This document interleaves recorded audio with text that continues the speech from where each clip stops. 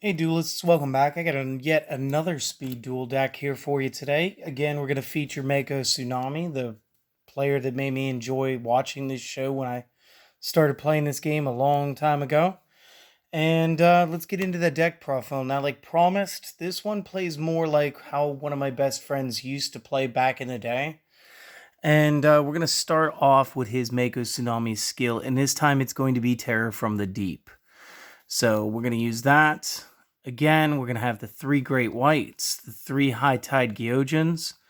We're going to use 2 copies of Kyryushin and 2 copies of my best friend's boss monster, the Levia Dragon Daedalus. Awesome. We're also going to go to the spells. We're going to have 2 copies of the Big Wave and Small Wave. For consistency issues, we're going to be playing 3 copies Moray of Greed, 2 copies of Umi.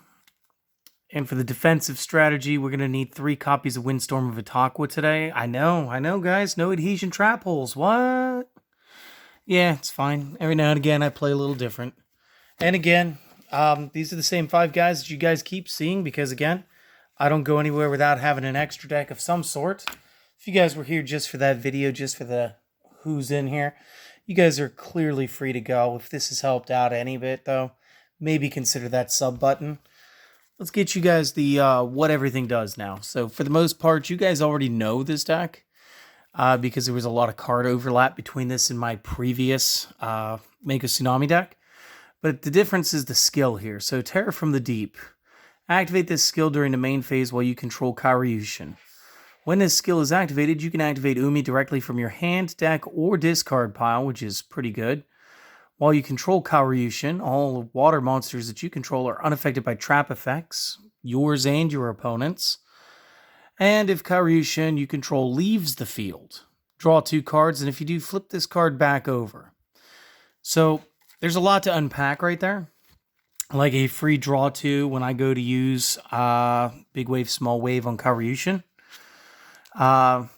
There is the generic trap protection, which means people will not be using things like adhesion trap holes on us.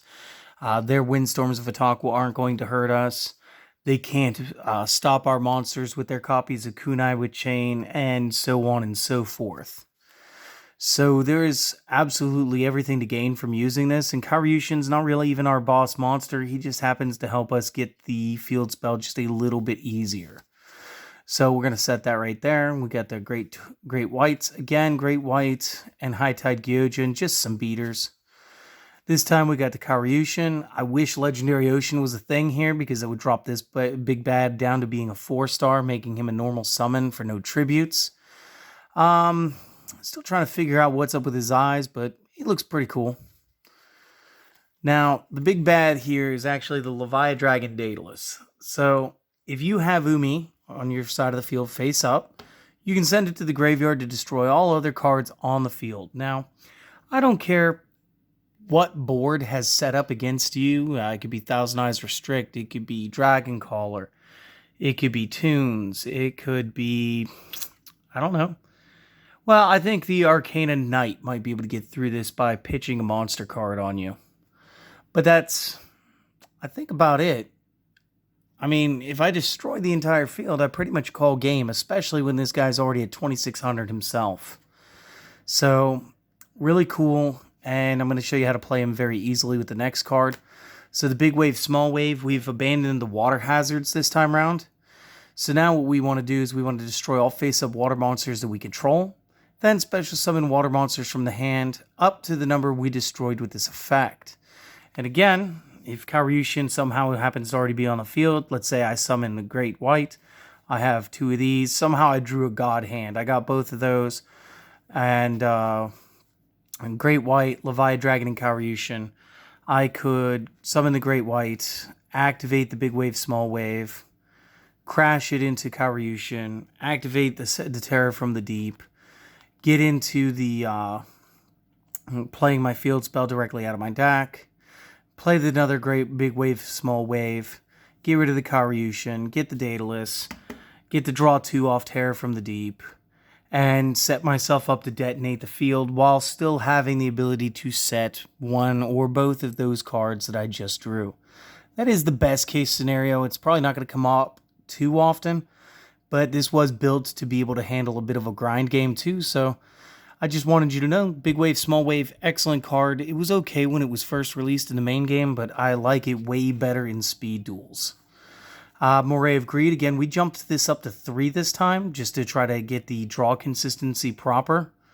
Sometimes you're going to start with too many big monsters, because I've got too many big monsters in here. This really helps us reset the hand, so... We do have the 2 copies of Umi, and I was struggling thinking, do I need the 3rd or do I need to play the skill card that is Umi in order to just know that I'm going to have it and try to take it out of the equation? You guys could try it. Personally, I like Terror from the Deep just a little bit better because it allows more versatility inside of the deck.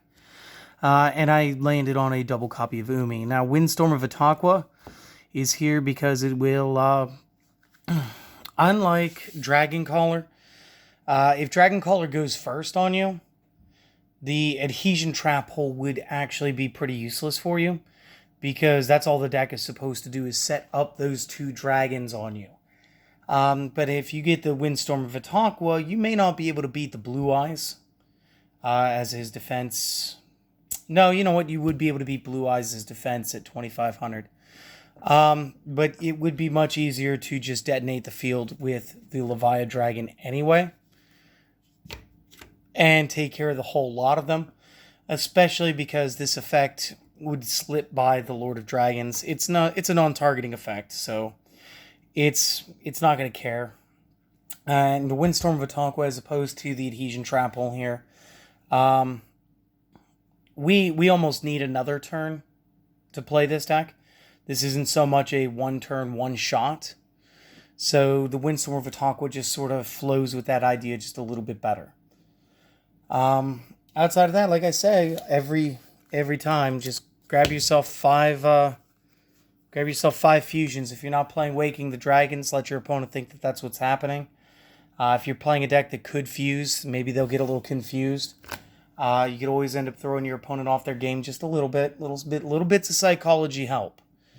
But this is my Terror from the Deep build. This plays like an old friend of mine. Miss him. We used to have a lot of fun. I'm gonna get back to work here, though, guys. I got a couple more decks I got to get built, because we still got to get ready for Battle City, which means I got to go through a lot more cards. So I'm not sure why that's all out of focus, but I will see you guys next video.